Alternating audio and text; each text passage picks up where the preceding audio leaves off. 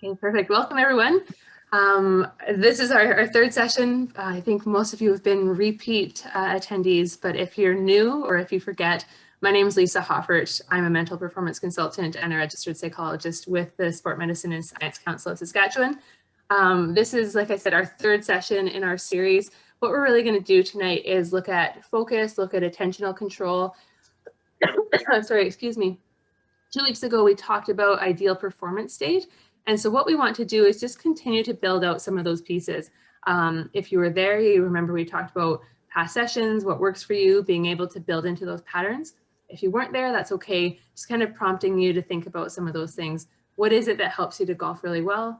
What are some of those things you want to try to repeat or make regular for yourself, trying to really execute those strategies, those thoughts, those behaviors on a more regular basis? That being said, in terms of tonight, we really want to start getting into how we're directing our attention, how we're focusing. And I'll probably use a couple different terms tonight, probably mostly focus, but I'll also use attentional control. From my perspective and for the purposes of the presentation, they're going to mean the same thing. It's just basically how we're directing our thoughts, how we're directing our mind, and what we're placing that attention or that focus on. So to start off our session tonight, we're just going to do a really quick relaxation exercise, just a quick breathing exercise. So what I want you to do is just start by getting yourself into a settled, comfortable position. So I'm assuming most people are sitting in chairs. If you're not sitting in a chair, you're sitting on a floor, just kind of adapt what I'm saying to wherever you are. I just want you to start by getting yourself into a comfortable position.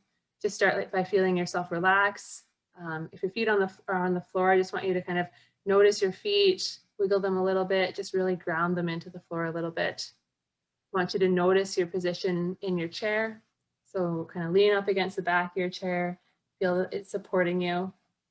Notice how your hamstrings are supported by the chair as well. Just feeling yourself comfortable and relaxed. And just turn your attention now to your breathing and just focus on taking a long, slow, deep breath in. So just filling your lungs up, feeling your chest expand, holding it for a second, and then a long, slow exhale. And I want you to just find that breathing pattern that's comfortable for you. Don't worry about counting. Don't worry about what's right or wrong, just whatever feels comfortable and good and natural right now. And just focus on taking a couple more long, slow, deep breaths in. Again, holding it for that second in the middle, and then that long, slow exhale. You can close your eyes if you want. You can put your hand on your chest and just above your belly button if you want. Again, whatever's going to feel most comfortable, just to focus on your breathing and basically bringing your attention to your body right now, but also into the presentation, into the space for our session tonight. So finish off just by taking one last long, slow, deep breath in. That exhale, and then just bring yourself back to the presentation. So what we want to do tonight, obviously starting off by just helping you feel relaxed, helping you to actually just have some conscious control over directing our attention. And so I guided you through a couple different things in terms of your feet, your position in your chair, your breathing. And so those are some really good examples of how we can actually direct our focus. And sometimes, again, another word, if we want to add this one in, is just the idea of being mindful. So just paying attention to what you're doing, what's going on for you in the moment. And so what we did was also a mindfulness practice. And so again, anytime we can start incorporating these different strategies, it just helps us to be able to practice them. It helps us to be able to figure out what we like, what we don't like. And that's all really important, because if we can practice these things in our day-to-day, then we can also transfer them into our competition and into our training. And so that's going to be really important. Just that repetition of these skills, that repetition of being able to direct our attention is so critical. So I want to start off just with this question: what is focus? And again, we think about focus, we've heard the word, we've had coaches or teachers or parents, people in our life say, you need to focus, you need to pay attention. What does that mean to you? And so if you want, please feel free to share thoughts in the chat. I'll just pull it up on my end. Doing that funny thing right now where it's not letting me see the chat. I'm going to stop my share for 1 second. I'm going to reshare my screen, because sometimes when I'm presenting, it doesn't let me see the chat for some reason. If you're able to put ideas into that chat, yeah, there we go, that reset it.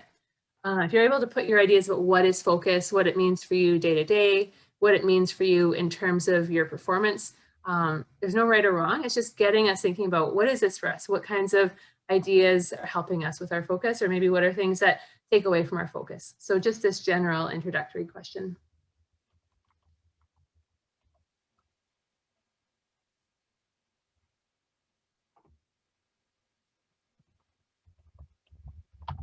And again, if you want to send it to everyone, that's great. If you want to send it just to me, that works as well.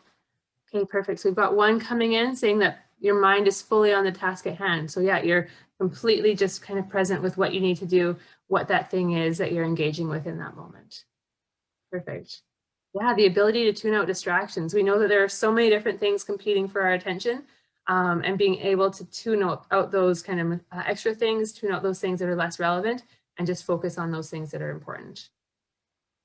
Great. What else do we have?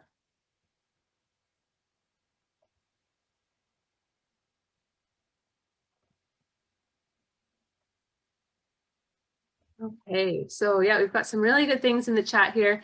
And really, we can look at focus as our attention and basically just being able to dedicate that attention to the task at hand at the exclusion of all else. And so the things that are in the chat, both to everyone and to myself, yeah, absolutely. You've obviously experienced it and you know when it's working and you know when it's not, but just being able to really be focused on that task, but also recognizing that that also means excluding other pieces. And so what we want to do is just take a look at different types of focus. Maybe you've heard of some of these, maybe you haven't. Just wanted to put these up. And so this first one, sustained attention, is basically being able to hold and maintain that attention over a long period of time. And so this is where, especially if we're engaging in a task or we're engaging in something that we're trying to learn, being able to pay attention for a long period of time is actually really important. And the way that things are structured in terms of social media, in terms of advertising, in terms of all these different outlets trying to grab our attention, a lot of people right now are finding that they're struggling with this sustained attention just because we always have these things that are trying to distract us, whether it's a notification on our phone, whether it's something popping up.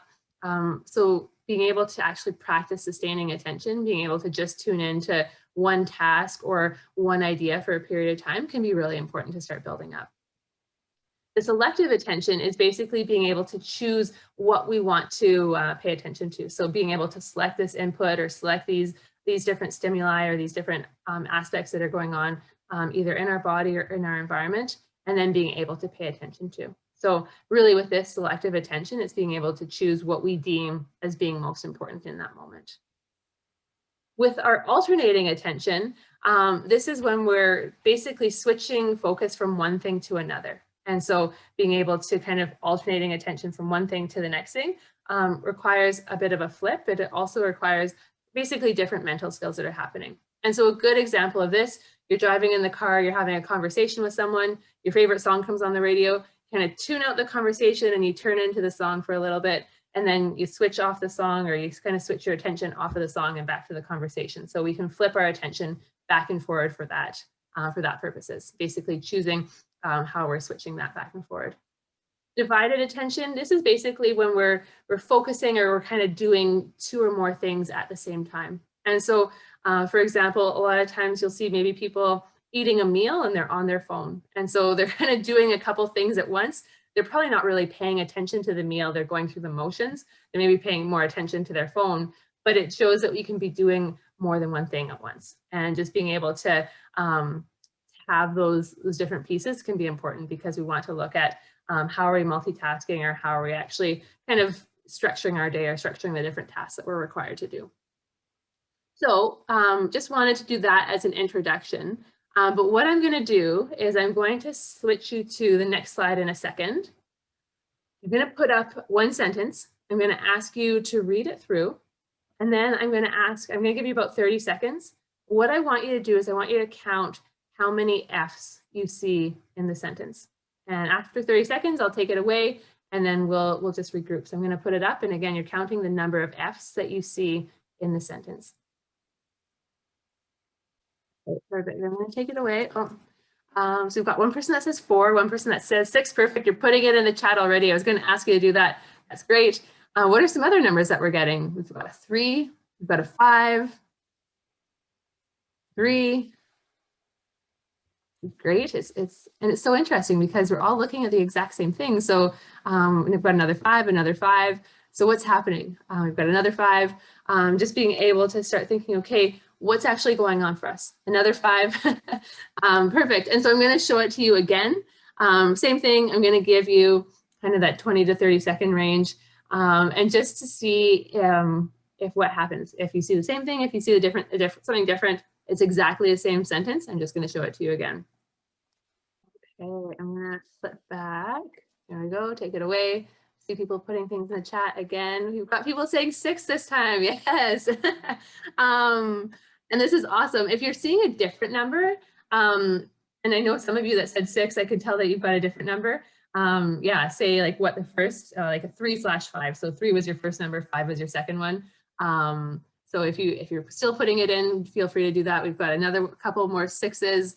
Awesome. And so with this, it looks like a lot of people had a difference. There are a couple people that had the same number. Again, that's fine. What do you think's happening here? What's going on? Again, it's the same sentence, but what's changing when you look at it the first time versus the second time? Okay, so another question, why do you think you saw less the first time and more the second time? What do you think was actually going on there?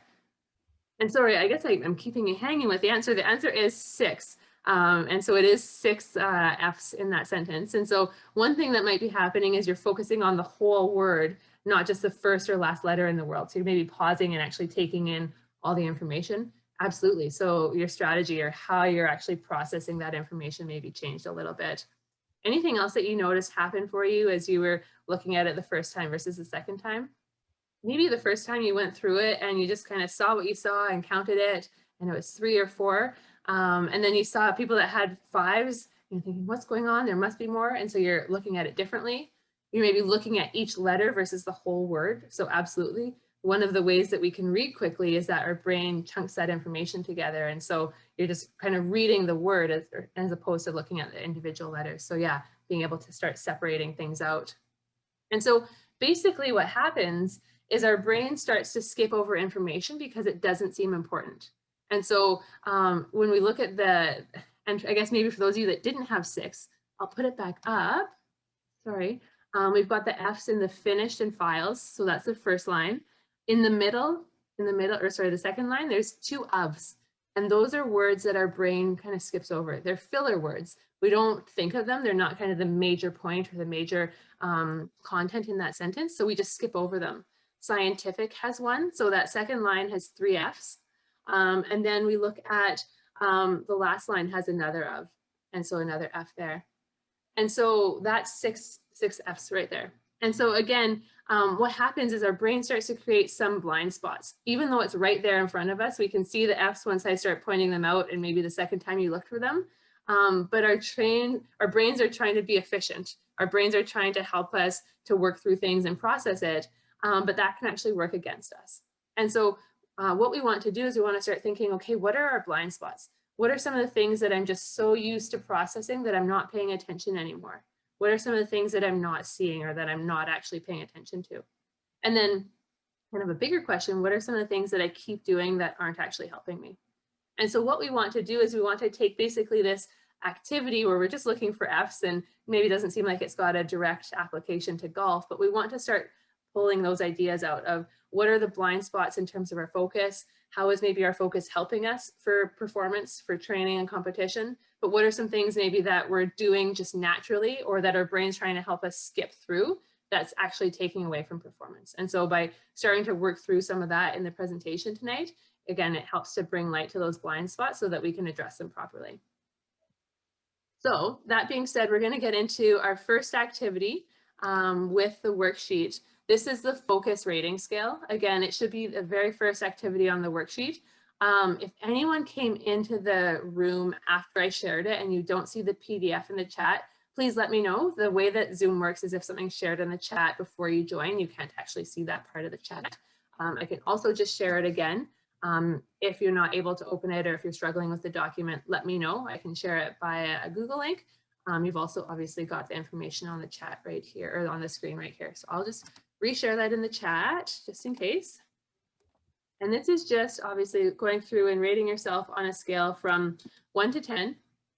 What are you doing well? So 1 is really low, 1 something that you're not doing, something that never happens for you. 10 is something that you're doing all the time. And again, there's no right or wrong answers. These are just different ideas about how we can focus, how we can direct our attention, and it helps us to increase that awareness about our blind spots. And so this isn't going to be shared. This is just for you, just for your awareness. but I'll give you a few minutes just to go through this and rate yourself for each question.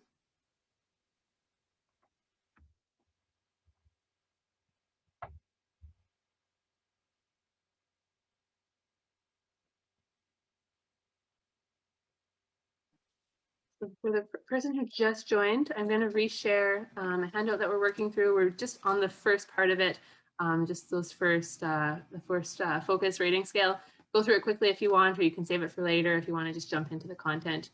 In terms of this is just an evaluation. It's just a way to start gaining some self-awareness, looking at what are things that we're maybe already doing really well with focus and what are areas for improvement. And so maybe you took a look at it and you're noticing that number 2 is great. So you're able to really keep your focus in the present. You're able to stay focused on what you need to do in that moment. Maybe that was great for you. Maybe you also are really good at being able to feel pretty confident and also refocus. So maybe those are some things that you're noticing are your really high numbers. And so again, those are strengths. Those are things that maybe you've worked to develop and work to really hone to be able to use those. But maybe there are things that aren't as good. And so maybe you're noticing that you're just not as focused in practice or in training. And so maybe that's something, number 4, that's a little bit lower for you. Maybe for you, being able to manage those distractions, so errors, tough situations, number 9, number 10, maybe some of those things are things that you're struggling with. And so again, it's just being able to start having this awareness, because if we know, okay, these are areas that I'm really focused in, that's awesome. We want to kind of build around that, but also starting to look at how can I get better? How can I actually work through some of those things that are maybe holding me back or limiting my performance? Again, anytime we can identify some of those gaps or some of those things that we can get better on, it's an area for improvement, and it shows that we can actually become a better athlete, or if it's in a different situation, better in terms of whatever it is that we're doing at that moment. So this is, again, just to build awareness and kind of setting the stage as we move into the rest of the session. What I've got is, let me just see, about 4 more slides, and then we're going to do our halftime break. We're going to do some questions. So I'm going to pause here. Any questions about focus? Any questions about this rating scale before I move into the next little section?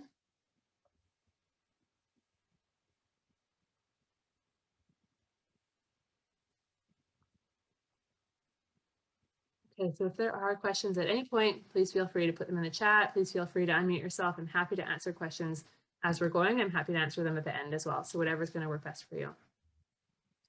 When we start looking at focus, one of the ways that we can actually start addressing it is by recognizing that we can shift our focus in different ways. And so we can look at focus basically from the width of it. So if it's really broad, taking in a lot of information, or if it's really narrow, just focusing in on kind of one key thing.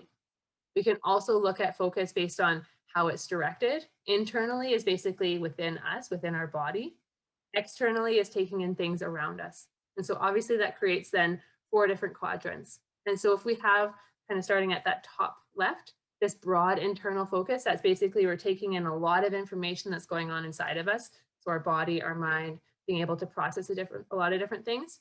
We're being able to analyze what's going on for us, analyze how we're feeling, analyze how our muscles are feeling, analyze what our thoughts are doing, and we're also able to create some plans. So that's some of the things that are going on with this broad internal. Broad external, this is where we're taking in a ton of information about what's going on in the world around us. Being able to do this lets us gather information, we are able to assess, and then we're able to react. If we have a narrow external, this is where we're focusing again on the environment. We're focusing in on one small thing. And so, for example, I've got my water bottle right beside me. I've taken a few sips from it. I might just be focusing solely on my water bottle. And this is when we're actually doing something, acting, really engrossed in a task. We're actually able to focus down just on that one thing that's going on for us. This narrow internal, this is where we're focusing on one specific thing. So we're thinking about specifics, we're trying to process something, maybe we're problem solving. It could even be going back to the start of the presentation when we did that breathing exercise. That narrow internal focus just on our breathing is a really good example there. And so what we want to do is we want to start thinking, what are some examples within your sport of when you might use these different categories, of when you might use these different types of focus. And so this is actually where I want to just do a quick brainstorm. So again, if you want to put it in the chat, or if you want to put it, you want to unmute yourself and say it out loud, just say which one it is. So if you want to say broad internal, and then what you might actually be focusing on in your game. That's great. Whatever category you want to start with, let's just get some examples going, again, either in the chat or out loud, of what different things you might actually be thinking about or focusing on in terms of your training or in terms of competition. What about Lisa? I don't know which ones would fall under, but say when a golfer has a good round going and they start looking ahead at their score, well, I'm going to shoot 72 or 3, you know, if I do this or that. Yeah. Where would that fall in? Yeah, good question. I would say that's internal because they're projecting, they're trying to think through things. And whether that's kind of more broad or more narrow would be, I guess it just depends on how much they're thinking through. So if they're thinking about the next hole and the hole after that, I would say it's probably a bit more broad because they're trying to integrate a number of different pieces. But yeah, that's a really good example and probably less helpful where they may be getting too far ahead of themselves. So yeah, but that's a really good example. What are other examples of things that you might be focusing on at different points in your golf game?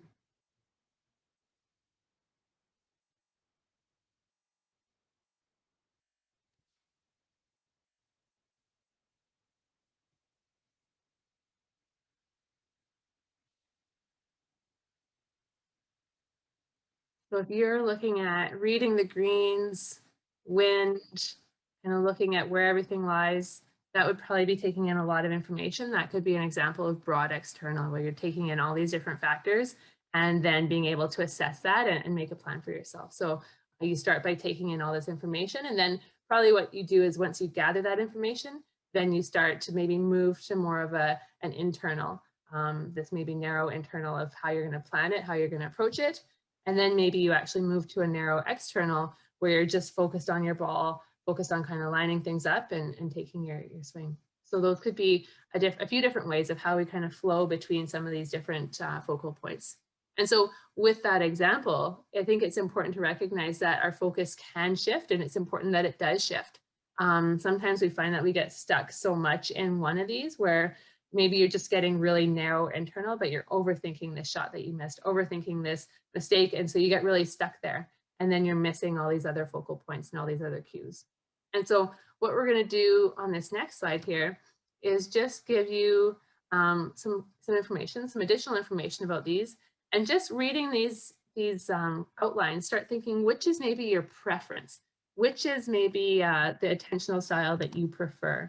And so being able to look at this narrow external, so when we're focusing outside of ourselves, but kind of focusing on one point, again, someone who's doing, acting, engrossed to the task, someone who gets things done. If we have a broad external, again, this is where we're actually able to take in all this information, be able to assess and react, someone who knows what's going on because you're able to take in all that information. A narrow internal, you're focused on a couple different things. You're thinking about those specifics, you're problem solving. Again, you like kind of putting that information together and coming up with a solution. Or maybe a broad internal, again, where you're taking in, you're analyzing, you're planning, you're able to go through the different information that you have from your body and start putting it together. And again, there's no right or wrong. It's just starting to think for yourself, what's maybe my preference? What do I lean towards? And so just if we can have this as our starting point, that can be really good for information gathering. And so obviously knowing that we can choose to shift our attention away from our preference into another area, but just knowing that sometimes we want to just kind of act in this way that is more our tendency or what feels most comfortable for ourselves. And thinking about these attentional preferences, these are based partly on our personality, but also partly based on our experiences, what we've done in the past and kind of what has worked for us. And so what we want to do too is we want to start recognizing that each of these different areas, each of these different types of focus has a lot of benefits, but also has some drawbacks too. And so if we add that piece in,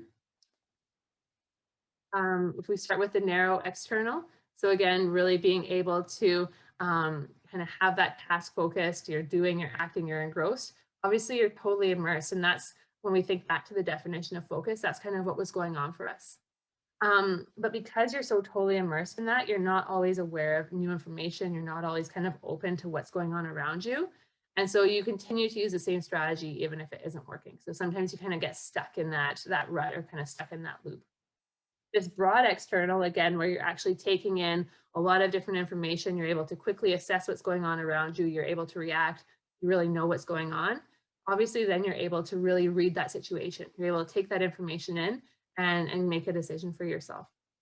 But sometimes what happens is as you're scanning the environment, you can take in too many cues where you're looking at visual information, you're incorporating maybe audio information that's going on, you're thinking about what's going on in different areas, and that can sometimes feel overwhelming. Narrow internal, again, this is just really looking at some of those specifics, being able to solve those problems. Especially if you're thinking about this from a technique perspective, you can actually make those changes for yourself quite quickly. So you can implement those technique changes because you're able to think, okay, my elbow was a little bit off there, and you're able to do that assessment and have that correction quite quickly. That being said, you're so internal that you can really be oblivious to things that are going on around you. And sometimes you can just feel like you're not in tune with other people or maybe with the environment. The broad internal, again, this is where you're starting to analyze and plan. You're taking in information based on all the different things that you're experiencing. You're really able to quickly figure out what you need. So you can think, okay, my body's getting tired, but mentally I feel pretty good. I know that I've got some of these things coming up. Be able to put that information together, and that can really help you to figure out what you need or what you need to do. But that can also sometimes lead to overthinking because you're taking all this internal information and trying to put it together. And so again, recognizing that we want to be consciously shifting between each of these different areas. And so if you feel like you're getting stuck, if you feel like one of these things is maybe detracting, where you're getting overwhelmed because you're taking in too much stuff, you've kind of been in that broad external, how do you want to shift it? How can you make a conscious choice to kind of refocus into a different area? So maybe instead of being so broad external, you're just shifting it down and saying, okay, I'm going to be a bit more narrow. I'm still going to stay external. I'm just going to focus in on the task a little bit more and kind of limit some of those cues. You take away some of those negatives and you're able to kind of immerse in the situation. And so what I want you to do is kind of pick which one you think is your preference. And again, there's no right or wrong. Just see if one of these kind of speaks to you a little bit more. Maybe you notice yourself in a couple of these, whichever you're kind of identifying with, that's okay. But this is the second part of our handout where you're asking yourself these different questions about your focus. So I'm at my best when. What are you doing when you're best focusing? What's happening for you? And these are kind of, again, similar to the questions we asked 2 weeks ago with ideal performance state, best and worst performances. We're just linking it specifically to focus. So I'm at my best focus when, what's happening? I'm at my worst focus when. What are some of the things we can count on you to do in terms of your focus? And what are maybe some of the things that you need a little bit of help with? Or maybe things that you need to improve, or maybe things you need to address. So I'm going to give you, let's see, 2 or 3 minutes, and then we'll pause and we will go through our questions at halftime.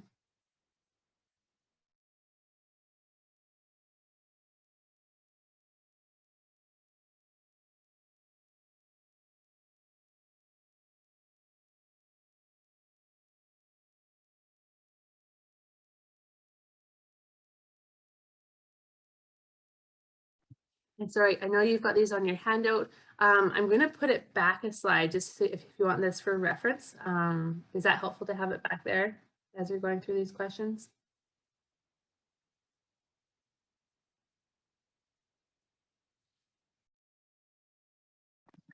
Okay, so if you've joined us for the last couple sessions, you'll remember that we have our halftime rules of golf. So I'll let Steve take over.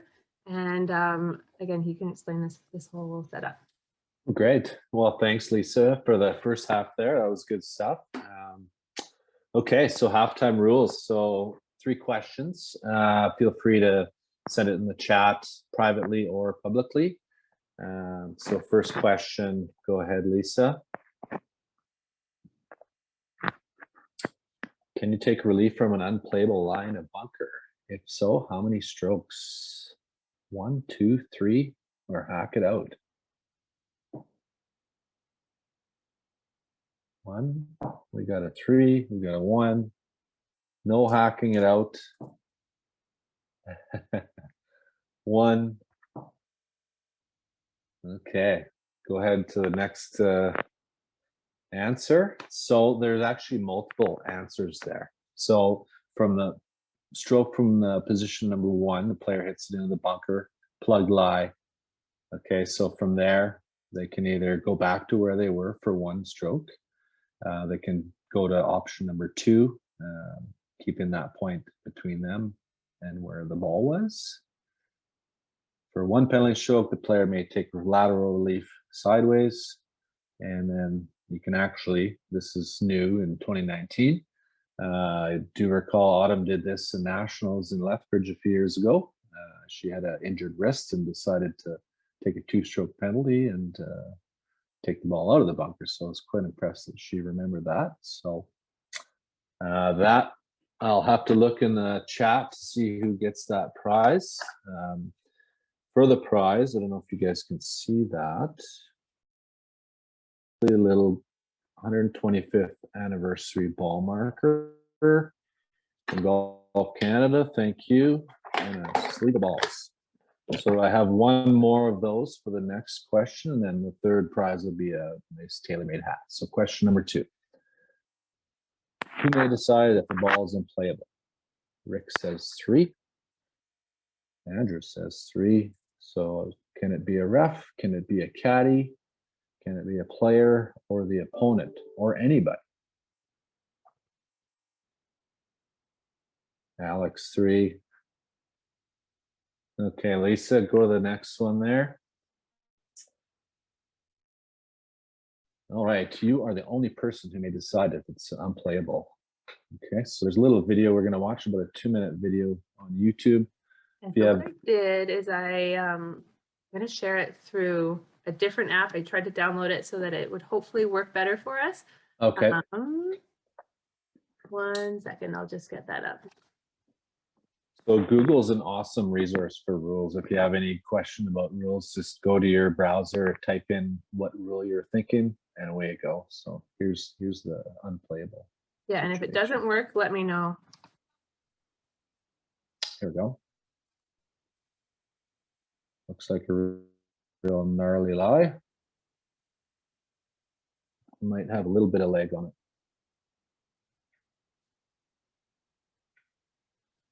Do you have sound there, Lisa?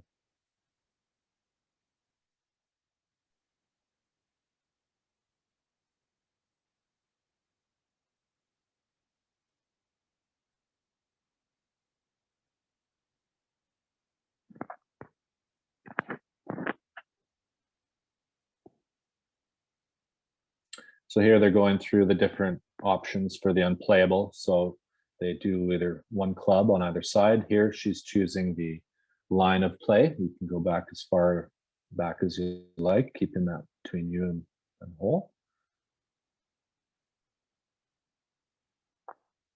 The 3rd option, she's going back to her original lie by the looks of it.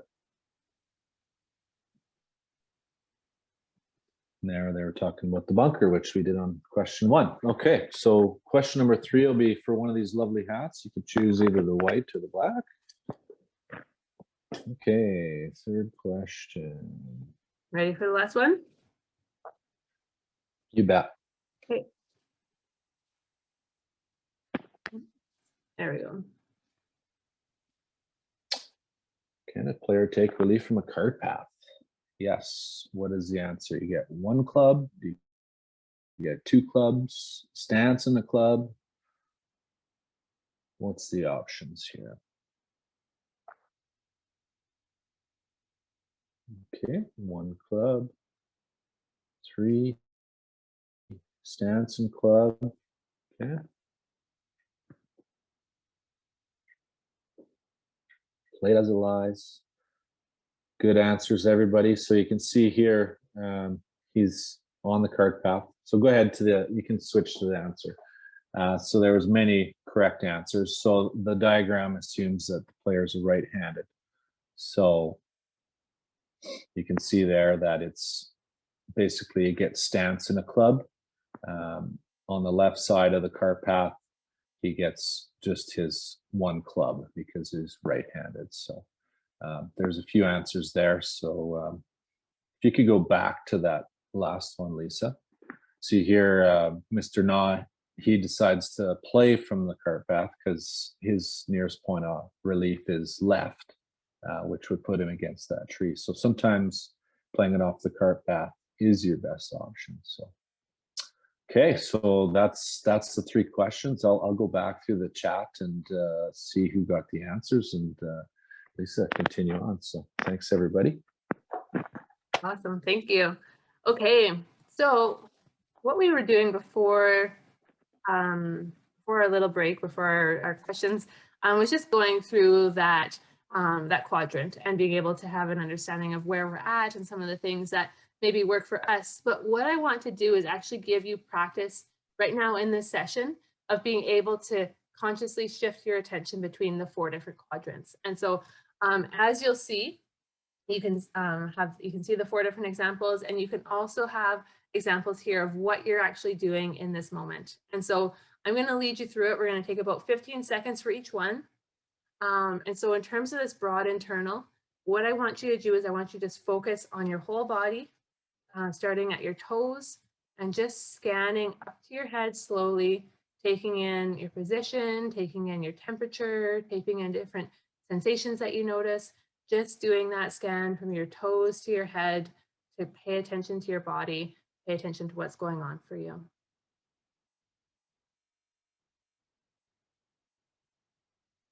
We're going to shift our focus, broad external, where we're shifting outside of ourselves to the room that we're in. So I want you to look around, notice things that you're seeing, different sizes, different shapes, different colors. You can pay attention to things that are close or far away, totally up to you, just scanning that room, paying attention to things that you can see, things that you're noticing, things that you can hear, you can smell anything. You can use as many senses as you want with this example.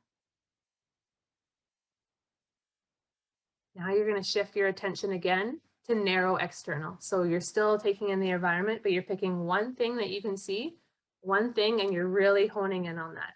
And so just paying attention to the details that you can see. If it's close and you can touch it, you can actually reach out and see what information you get by touching it, what your senses are noticing. You can just pay attention to what it looks like. Again, just honing in on that one very specific thing. And now I want you to shift your focus again, narrow internal. So again, this is where we're focusing on our body. If you want to bring it back to your breathing like we did to start off the session and just focus on those long, slow, deep breaths, that's fine as well. If you want to clasp your hands together and just pay attention to your hands in their position, you can do that too. Just pick one kind of focal point in your body for right now and focus on that.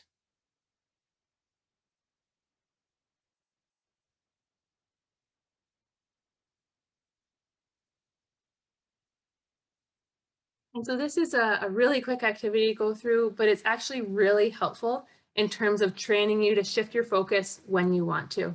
And so this is something that I would encourage you to do on a regular basis as a way to practice your focus. The better you are at changing between these different focus areas when you need to, the less likely that you actually get stuck in some of those areas that are less helpful that we were looking at on the previous slides, especially when you're under stress or under pressure. When we're under stress or under pressure, we tend to revert back to those preferences or those tendencies that are more innate or more developed. But that also means that we can kind of get stuck in those things that don't work, those negatives about that focus strategy. And so by actually consciously shifting your focus, again, you're able to take in different information. You're able to utilize the positives out of those other focus strategies. And so, like I said, you want to start by spending about 15 minutes in each, 15 seconds in each focus channel before you actually switch your focus.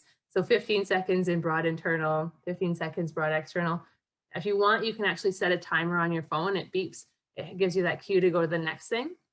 And what I would recommend is you actually go through it 2 to 3 times. So that's about 2 to 3 minutes if you're doing 15 seconds per quadrant.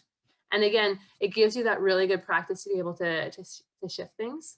Again, I would encourage you to start by doing this at home, probably in a quiet space where you don't have a ton of distractions, just to actually practice this process of shifting. As you get better, you can practice doing it in different environments. So maybe you're practicing doing it in the car with someone else, and hopefully you're not driving at that point, but if someone else is driving and you're a passenger, you can practice shifting your focus when other people are around, or if you're in a noisier environment. just as a way to actually kind of process your focus when you've got distractions or other things going on for you. And one key thing here, don't worry if this is difficult at start. What you're doing is you're actually specifically working on changing your focus. That's a skill. And so by actually being able to direct your focus where you want it to be, you're building that up. And so it can feel tiring. It can feel like you're working. Again, that's good. The better your focus skill is, the more you can actually practice it, challenge yourself, get better at it, the more you're going to be able to transfer it into those training sessions or into those competitions. So this can be, like I said, a really good starting point for your focus. That being said, I want to give you a few different things to think about, a few different focal points or strategies to be using as well. And one of them is basically just asking yourself this question, what's most important?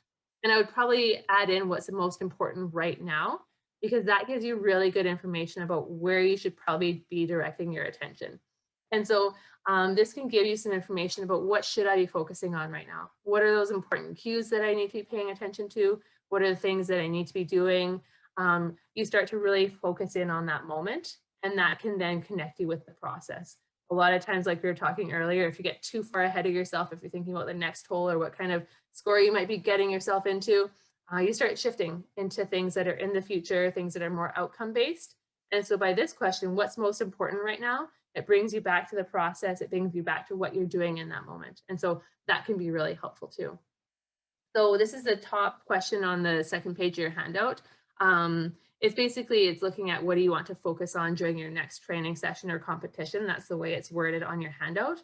But just being able to answer that question by going back to some of the things we've just talked about with the broad, narrow, internal, external, but also by asking yourself what's most important. So I'll give you just a couple minutes to fill that out for yourself. Just give yourself some starting points. Obviously, you've got things to build off of, things that you're already focusing on, but maybe you've got some new cues or new ideas of what you want to be incorporating for your focus for your next training session or your next competition.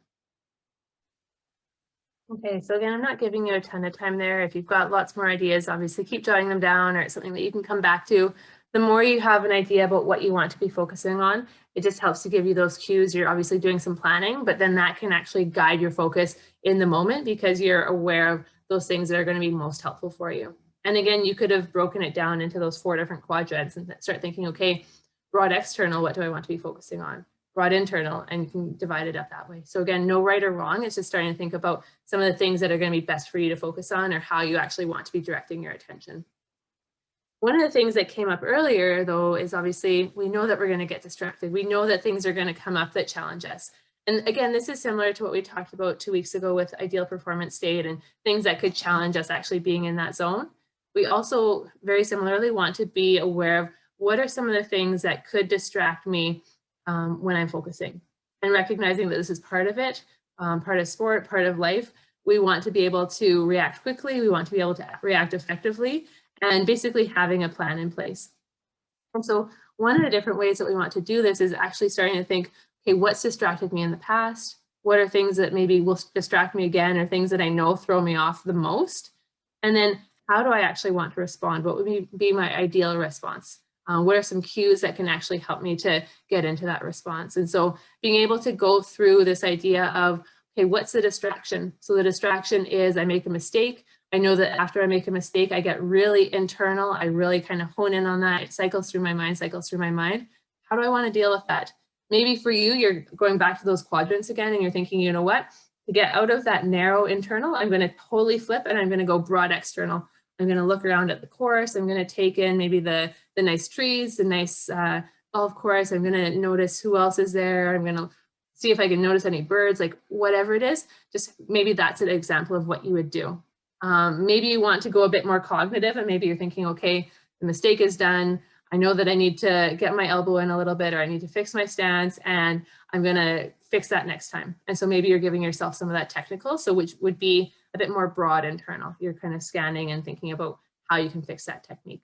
Again, having those strategies planned out ahead of time is going to be really important. So this is the middle question on the back or the second page, looking at let's just start with 1 or 2, again, recognizing we don't have a ton of time before we wrap this up, but what are 1 or 2 distractions that you tend to face or you faced in the past that you know really throw you off? And how do you want to deal with it? Again, it could be coming back to the quadrants. It could be directing your attention to something else. It could be whatever you want. We just want to try to have it something that's going to be effective. It's not a negative thing that you're getting yourself kind of deeper into a hole. You want to try to deal with it constructively.